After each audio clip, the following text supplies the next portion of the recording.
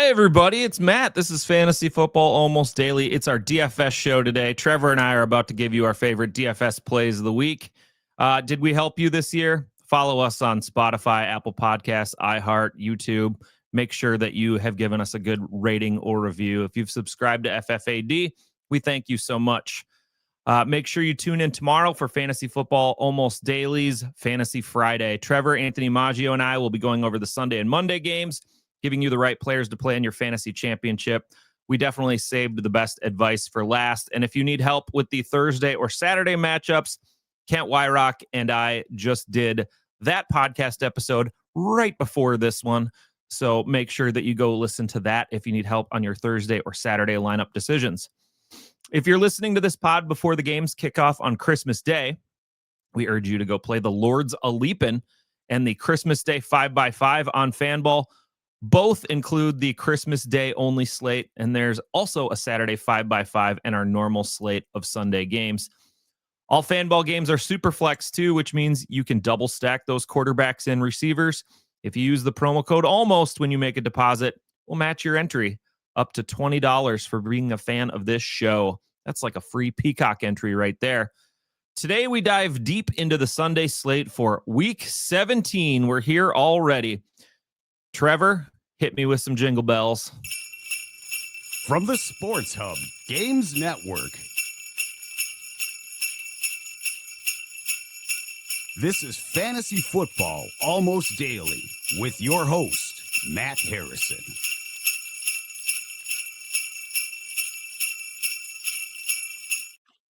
God, stop the jingle bells. My goodness, that was that's too many jingle bells in succession right there without like music or something going behind it. Trevor, how you doing today? Yeah, we're not 100%, but no excuses. It's championship week, so let's give the people what they want. All right, we're going to preview Week 17 from a DFS perspective today on the show. And while we generally use those Fanball figures, most of the information can be used on any of the other salary cap sites.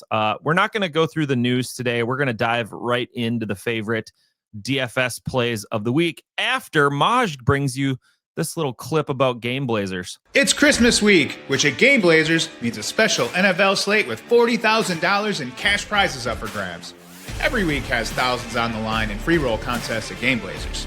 Rip packs, set lineups, play minigames, and much more. Use referral code FFAD when you register, and you'll get a free starter pack and a free rare pack, a combined value of $50. Once you onboard, you'll also get a spend 5, get 50 offer for 2 more rare packs. Learn more at GameBlazers.com. Happy holidays.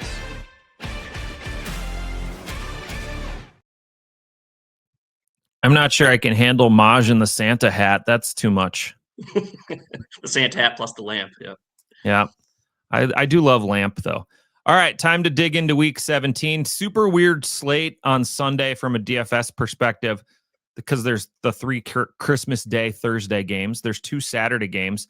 By the way, there's only 2 Sunday afternoon games at all, so you're not going to be playing Red Zone on your TV on Sunday afternoon. Arizona and Cincinnati looks like the biggest over-under of the Sunday slate at 53.5 last I checked. The only other one in the 50s is the nightcap, the Bears and Niners at 50.5. There's a few games that are kind of like Buzz's girlfriend. Woof. The Saints and Titans are just under 40, and the Steelers and Browns, 34.5. That's super low. Yeah. It's also very important to consider which teams have something to play for at this time of year. We're getting down to, just the end of the season, and some teams have nothing to play for. I was looking at the Chiefs on Christmas Day right now. The Chiefs have absolutely nothing to play for and are on backups to backups. It's so sad. You can basically play no Chiefs on Christmas Day, but oh well. Let's start with some players you can play on Sunday. Trevor, who's going to be in close to half of all your lineups you make this week?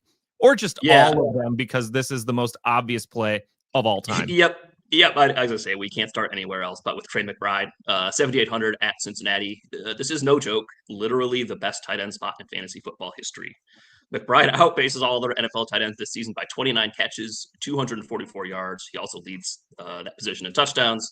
Now he gets the worst tight end defense of all time. I don't really know what else to say, Matt. You've done the if we combined all the tight ends facing Cincinnati into one person, they would be, a Space Jam character.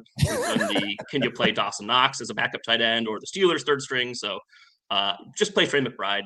Some might be scared off from the 4 for 27 mark last week, but not us. If anything, we might be able to get him at a little bit lower ownership than we normally would.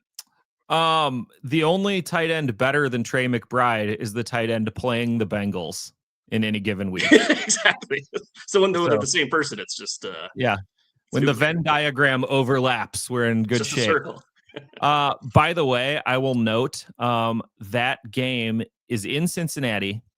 It's supposed to be a balmy 56 degrees for a December day in Cincinnati. So no weather, no issues there. It should be just fine for the Cardinals coming in from the desert and the indoor stadium. I think it is going to be a high scoring affair. I'm going to be stacking a lot of the Cincy Arizona game on my lineups. My guy that I have is also Trey McBride. No, I considered Saquon here. The Eagles don't have anything to play for, so let's go with the runner on the other side of that game. It's James Cook. And it's worth noting, I never get James Cook right, ever. And Buffalo is still trying to keep pace with New England and win the East. They have an outside chance at the number 1 seed, too. But Philly's struggled with running backs for over a month now. Ja'Cory Krosky-Merritt and Chris Rodriguez combined for 94 combo yards and 2 scores last week. Both Chargers backs hit double-digit PPR points recently. Swift and Monangai went crazy. They ran for 255 yards and 2 scores against the Eagles. The Eagles have also given up 2 different 100-yard receiving games to opposing backs this year, and that's a feat right there. So I kind of like James Cook in this one. I think he'll be a little overlooked in this one, so I'd roll with James Cook here. How about a guy that you would not put in any of your lineups this week? About a higher priced guy, Trevor? Yeah, I think he's been the most popular pick for me in this spot, and that's JT again. 7,900 home against Jacksonville. He saw this exact matchup just 2 weeks ago. It kind of floundered, only 21 carries for 74 yards and just the 1 touchdown. Also 0 passing game work. Jacksonville is also maybe the toughest running back matchup in the league right now. They converted an average of just 68 rushing yards per game to enemy backs, which is second best in the league. Even with Phillip Rivers wanting to check the ball down a ton, JT had less targets and catches than Amir Abdullah did in Rivers' first game. And then last night, obviously, I think we saw 68 points total. And JT had just 3 targets in that game. He also hasn't cracked 17 PPR points since week 10. I'm spending up elsewhere this week. All right. I've got the running back on the other side of that game right here. I got Travis Etienne, who I used last week. He did okay. He scored once, but he didn't return the 3x value. And I'm going back to the well this week. Faces the Colts. Colts have only allowed 1 running back to top 80 rushing yards this year. In week 14, these 2 teams played. Etienne did score twice, and that helped him. But it took him 20 carries to hit only 74 yards, and that's just not enough production right there. Over his last 4 games, he's been held under 4.0 yards per carry in every one of them. So he's not running at a high level right now. He's getting all the work, but it's not super successful. All right, favorite quarterback play of the week, Trevor, who you got? Yeah, we'll actually flip to the passing game for the Jags. And I'm going to go with Trevor Lawrence, 6,400 against Indy. He's playing the best ball of his career right now. He's got 18 touchdowns in his last 5 games and at least 5 rushing attempts in 6 of his last 8. So he's giving us higher floor, and he's given us a ceiling that I didn't really know he had until maybe the last 2 weeks. The rushing for him could be a little bit limited. Indy is the best in the league against the quarterback run game. But the Colts do show cracks through the air, ranking bottom 3 in completions and passing yards allowed to enemy offenses. Indy also allows the most catches in the league to the wide receiver position, and they just got hit for 5 passing touchdowns by Brock Purdy on Monday Night Football. Lawrence is honestly probably the hottest quarterback in the league right now. I'm going to keep rolling with him in week 17 here. Trevor Jones. This would have been the Trevor versus Jones matchup for quarterback this week had Daniel Jones stayed healthy. You got that going for you. Yeah, Trevor Rivers isn't as good. No, it just doesn't roll off the tongue as well. Unless you like to roll your R's. Trevor River. My expensive pick is Drake May. He's 6,900 at the Jets.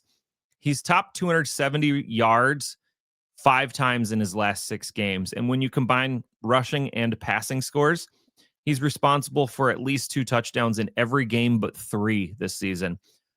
In week 11 against the Jets, he hit 281 passing yards, only 1 touchdown pass. I guess that's the risk, is that the Pats get up too big and they just stop passing, but they got to get up big first. And the Jets are not good at anything. They've allowed the 9th most passing touchdowns. 15 games in, they still haven't intercepted a ball. Has a team ever got a full season, do we know, without a pick? Like in the Super Bowl era? I don't know, but they got 2 more games to go, and I don't know if they're going to do it. Good luck. All right, who's your budget pick, Trevor? Yeah, not too much cheaper here. Caleb Williams, 5,900 at San Francisco. Yeah, speaking of guys playing their best ever ball, Caleb's got multiple touchdown passes in 3 straight with 0 picks. And that's coming against quality defenses. He's seen Green Bay twice and Cleveland once in those 3 games. This game, like you said, has the 2nd highest total on the slate. It's just one of 2 games over 50 points projection. Since their bye, San Fran has allowed Cam Ward and Phil Rivers to combine for a 64% completion percentage, nearly 225 passing yards and 2 passing touchdowns per game. You could argue those are 2 of the worst fantasy quarterbacks in the league. Hopefully the Bears do get one of Rome or Luther Burden back for Sunday Night Football. Burden looks the more likely. But yeah, keep an eye on that as we get closer to Sunday night. All right. I'm mirroring you in a lot of ways today, I'm finding out, because I've got the quarterback on the other side of that matchup, and that's Brock Purdy, 6,300 against Chicago. Great game on Monday night, 5 touchdown passes. The first 49ers quarterback to throw for 5 touchdown passes since Joe Montana. Yes.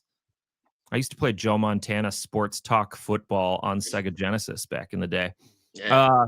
It bodes well that a large quantity of touchdown passes impresses you, Trevor, because the Bears have allowed the 5th most touchdown passes in the league this year.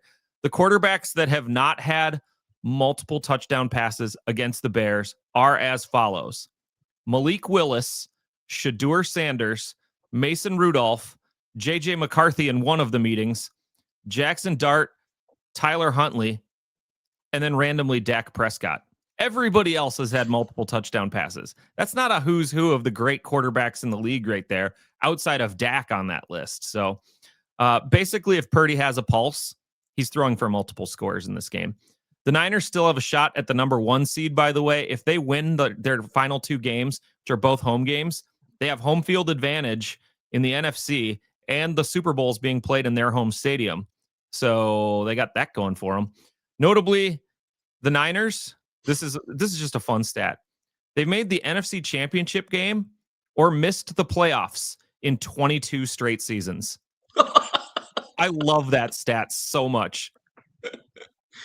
I was gonna say it's kind of. I was gonna see if it maybe like every other missed playoff, but yeah, 22 straight. They're either in the Final 4 or they're out. Because before Kyle Shanahan, they had, I suppose, like 1 or 2 conference championships with Harbaugh, and then they were mostly just bad for a while before that. So yeah, that's a crazy stat. Well done. Pretty wild, huh? Yeah. All right, Trevor, let's go to the running back position. Who do you got? Yeah, we'll stay in that game. If you notice, we target like 2 or 3 of the games because it's a nasty slate. So just targeting the highest scoring games is, I don't know, that's a good strat, I'm thinking. So we'll go CMC here, 8,400 home against Chicago. He's averaged 26 touches per game over his last 4. He's got 5 touchdowns in those games. On Monday night, he saw 8 red zone touches. On the year, he has 59% of the Niners' red zone touches. He has 89 total this year. Only 2 players have even crossed 60. It's easier to beat the Bears through the air than on the ground, but they do still give up nearly 4.8 yards per carry on the ground, which is 5th worst in the league. Chicago was just hit by Packers backs last week to the tune of 27 carries for 142 yards, mostly done by their backup runner. Like you said, San Fran still kind of got everything to play for, and Sunday night hammer CMC, that's about as fun as it gets in DFS. Yeah, that's pretty sweet. Like you said, we're hammering those games that we really like this week, and that Cincy Arizona game staring me right in the face. Chase Brown is 6,900 at home against the Cardinals. 3 touchdowns last week in Miami, 21 catches in his last 4 games, has had at least 16 fan ball points in 8 straight games. So it's a pretty safe floor here. And the upside of playing the Cardinals is awesome. They're allowing 4.8 yards per carry, 4th worst in the NFL. They're bottom 5 in rushing yards and scores, receiving touchdowns to backs, touches per game, combo yards, and total touches to running backs, or total touchdowns to running backs. They bad at football. By the way, the weather in Cincy, like I said, mid 50s. I'm stacking the heck out of this game. I'm with you. Cheap runner. Yeah, it's not a great week for cheap runners. I went with Tony Pollard, 5,600 home against the Saints. The Titans have committed heavily to Tony Pollard over the last 3 games. He's averaging over 20 touches per game. The efficiency's been there as well for him. He's cleared 100 rushing yards in 3 straight. New Orleans is not an imposing matchup for running backs. Their weak points are that they've allowed the 7th most rushing yards and 3rd most touches to the position. Tennessee, obviously not a good team, but they're only a 2.5-point home underdog, which should keep the game script tilted more in favor of Pollard over passing game back Tyjae Spears. All right, I like that one. Tyjae Spears had a nice week last week too. He did. Yeah. I got Ramondre Stevenson, 5,700 at the Jets. Travion Henderson is in the concussion protocol. It would seem insane to me, even if they could figure out a way to rush Henderson back, that the Pats would need him to beat the Jets here. So it's probably Stevenson in the lead back role, and he's been pretty good in relief in the last 2 weeks. Last 2 weeks with under 50% of the carries. 14 carries, 101 yards and a score, plus 5 catches and 54 yards through the air. So that's like 1 game's worth of touches too. This is the Jets. They've allowed the most touchdowns to running backs in the league this year, 23 so far. I think Stevenson's in a pretty nice spot here. And I think Terrell Jennings is like the only other back that even like gets touches on the roster, and he's like a 2-down grinder. So yeah, actually, I think I like Ramondre better than my Pollard call there. All right. Wide receiver position. Who's your expensive guy, T-Bone? Yeah, went with Chris Olave, 7K at Tennessee. Tennessee is a good matchup for Olave. The Titans have allowed nearly 160 wide receiver yards per game, 7th most in the league, prior to shutting down Gardner Minshew and something called Chris Oladokun, maybe, last week. The Titans have given up at least 75 receiving yards to the last 5 receiver ones they faced, including 5 touchdowns to those players. Next to Chris Olave, Devon Vele was leading the Saints receiver corner snaps, and since he was injured against Carolina 2 weeks ago, Chris Olave has a massive 31% target share in that span. And Vele is on IR now, so yep, his season's over. My expensive pick, JSN at 8,400, the most expensive player on the board for wide receivers. He pitched a 23-point game last week in the second half. He was shut out at halftime. 20 or more fan ball points in 13 of 15 games this season. Super consistent. The matchup is very interesting against Carolina. JSN runs most of his routes from the slot, so he gets Chow Smith-Wade. He's the easiest matchup of the Carolina corners, but even if he flexes out wide and gets J.C. Horn, he's allowed 5 touchdowns in his coverage this season, so JSN's talent is way better than whatever the Panthers throw at him. And remember, the Seahawks, they need to win too if they want to keep home field advantage in this one. So it's a super important game. I think they feed JSN copiously. And Carolina absolutely has to win to keep their playoff hopes alive. So hopefully it's a little bit of a shootout there. Carolina, I believe they can lose this one and just beat Tampa next week and they win the division. So this one, not as important for the Panthers, but definitely important for the Seahawks. All right. Who's your budget wide receiver? Yeah, we're actually going to stick on the same team here.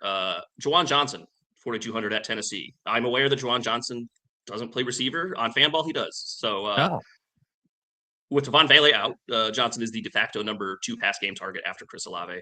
Johnson took advantage of the opportunity last week. He had 9 targets, and he cashed him in for 8 for 89. He's got 4 catches in 6 straight games, so he's actually been a decent floor play. The Titans are just a middling matchup against the position. And like you said, it's important that the teams are still playing hard. The Saints and Titans are 2 teams absolutely still playing hard, despite, their playoff hopes were done in week 6 or whatever. So, yeah. The Saints definitely want to finish the season strong. They feel like they've got things to build on, and they might be in the mix for the playoffs next year. So I think that they want to finish super strong. Kind of weird that the Titans want to, since they were in line for a number 1 overall pick, maybe, but oh well. Yeah. My budget receiver is Mac Hollins, 3,600 at the Jets. He's a member of the Patriots, if you lost track. Far and away, at very minimum, the number 2 wide receiver in Drake May's offense. And you could argue on some days he's the number 1. 9 targets last week. Oh, wait, here we go. 9 times. 9 There we go. times. 9 targets last week, 7 catches, 69 yards. He was only 1 target behind Stephon Diggs. 8 targets the week before. That was 4 more than Diggs. So he's led the wide receiver room in snap share basically all year long. I didn't know this. He has 130 more snaps than Stephon Diggs this year. Wow. He's on the field all the time, and he's dirt cheap, and he's playing the Jets. I already told you I like Drake May. This is a super inexpensive way to get a duo against a team that just gave up 10 catches, 148 yards, and 2 scores last week to your guy, Chris Olave. I like it. All right. Tight end plays, and it's tight end plays with a little caveat on it that your tight end play is Trey McBride. But who else could you play? Correct. Actually, the expensive tight end here, I think you can play. I got Harold Fannin for the Browns, 5,100 at home against Pittsburgh. And Njoku's remained out. At this point, he might just be ruled out for the season with just a couple games to go. Fannin's been excellent recently, at least 12 PPR points, 4 straight games, and a touchdown in 3 of those 4. We've talked about Steelers defense. Tight end defense is horrific. 4th most yards, catches, and touchdowns to the position. Pittsburgh's so bad that they gave up 7 for 60 to a pair of Detroit tight ends last week who had previously combined for 1 catch since 2023. So literal, like, it just, plumbers and firemen are coming off the street here to catch tight end catches against Pittsburgh. So I'm going to Fannin at expensive tight end. What is wrong with the AFC North and their tight end defense? I don't get it. It's just horrific this year.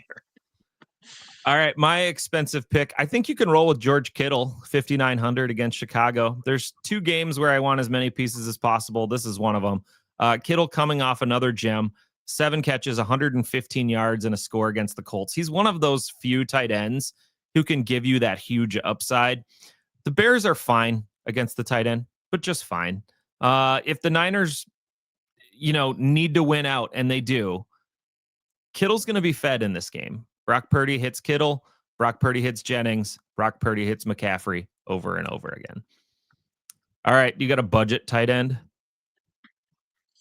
Yeah, it's nasty.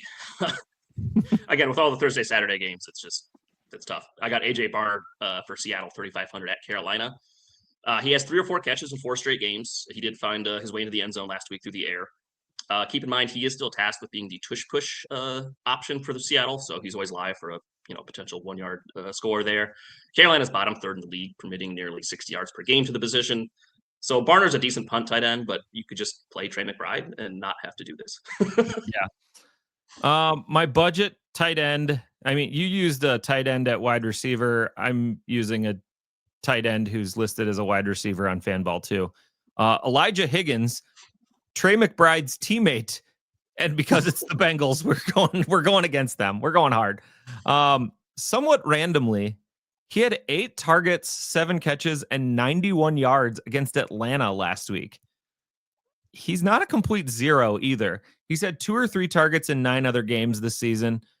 That's in an offense where he has to share with Trey McBride, so he's there. The middle of the field consistently open against tight ends for the Bengals.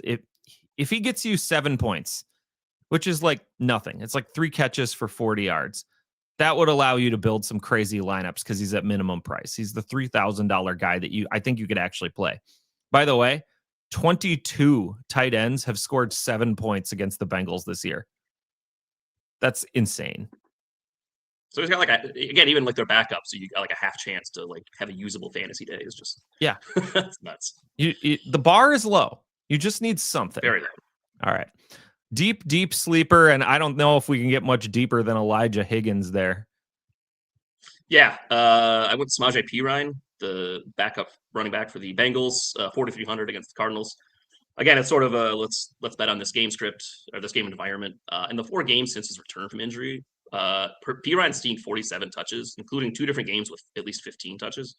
He found the end zone last week, and now he gets a prime matchup with the Cardinals, who are bottom 5 in touches, yards, and touchdowns allowed to the position. Like we said, it's the highest over-under on the slate. Since he can get to 30 points, as they have in 3 of their last 4 games, Perine could be in for a useful day at 4K price tag at runner back. How many points did they score in that other game? 0. That was 0. We don't talk about that one. No, we don't talk about Bruno. My deep sleeper, I whiffed last week on Jaden Higgins. I had a couple good weeks in a row, but evidently CJ Stroud doesn't like Jaden Higgins. Davis Mills does, but Stroud doesn't. But this week we're vibing with the Amari DiMercato comeback tour. He's 3,900 at Cincy. And I mean, we're just picking on this game here. Our deep sleepers are the backup running backs in this game. Michael Carter did fine last week, and I think that he's definitely in play too in lineups. He's 4,900 this week. Carter only had 11 touches. DiMercato was mixed in for 5 rushing attempts, had a target too. The Bengals are allowing 29 touches per game to opposing backs and a league high 173 combo yards per game. So let's say that DiMercato gets a third of that. That's 65 yards. That's usable.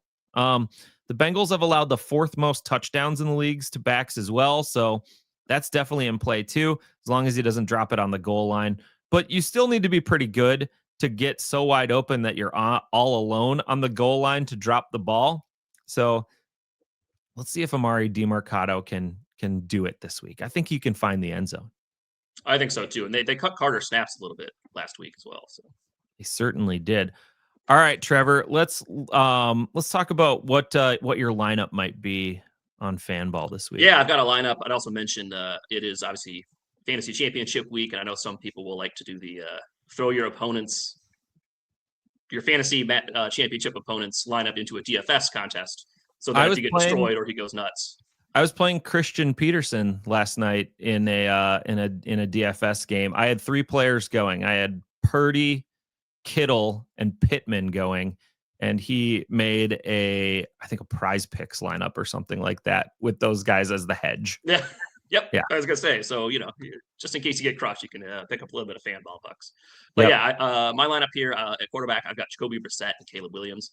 Running back, CMC, Ramondre, and Chase Brown. Receiver, Elijah Higgins, Chris Olave, Juwan Johnson, and then the free space of all free spaces, Trey McBride. All right, sounds pretty good. This is the time of the show where if you're watching on video, we pop up the old Sunday 5x5 options for this week. And normally, Trevor, we start the Sunday 5x5 with the late afternoon games. But since there's just only 2 afternoon games and 1 Sunday night game, we extended it to the whole player pool this week. So a little bit larger player pool, but who stuck out to you? And for me, I think it's that Cardinals-Bengals game. There's a lot of guys lower on that list that I think I just want to get involved with. I agree. Yeah. Trey McBride not being $5 stands out to me. That feels like a lock. And then I agree. I think shooting at the Bengals, Cardinals, and 49ers Bears games are the way I would attack it. So yeah, CMC is also, you get $1 off of him when he should usually be $5. Yep. Yeah. Chase Brown at 2 is a great value. So that's probably where I'd head. You can go Trey McBride, CMC, Joe Burrow, and Jamar Chase, and you've spent $14. So then you can throw a $1 guy in there like a George Kittle or a DJ Moore. I kind of like that. Yeah, it's going to be a high scoring week, I think, for at least for this contest. Yeah. All right. That's it for the DFS pod this week. And I should note that Game Blazers has a big Christmas week. 40,000 in prizes on the line in free roll contests. Sign up with the referral code FFAD for a free starter pack and a free rare pack. You can learn more at GameBlazers.com. Trevor, I will see you for the Fantasy Friday show, and we'll get all of the matchups ready for everybody the rest of the way. Anything you got? No. Happy holidays, everybody, and good luck in the DFS streets. All right. We'll see you then. This was Fantasy Football Almost Daily, and we'll see you tomorrow, maybe. This was Fantasy Football Almost Daily. Please subscribe and give us a 5-star rating wherever you listen to podcasts.